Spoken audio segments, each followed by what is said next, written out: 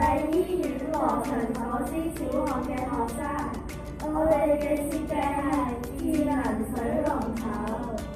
我係林欣玲，我係何思怡，我係陳潔健。好多同學有時會唔記得咗閂水龍頭，導致食水浪費半問題。所以我哋就設計咗智能水龍頭去解決食水浪費嘅問題。我哋會用到 Micro-bit 水控制器同超聲波感應器嚟完成呢個創作。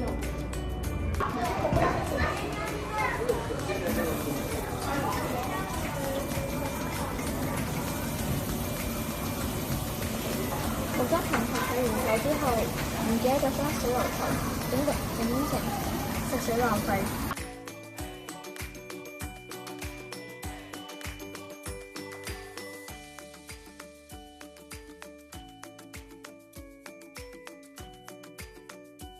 我哋將手擺在超聲波感應器嘅上面，然之後水泵就會泵水過去水龍頭，然之後我哋就可以洗手。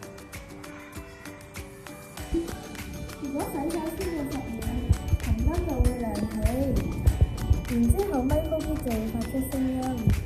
如果想洗手洗耐啲嘅話，我哋可以撳藍色嘅呢個掣。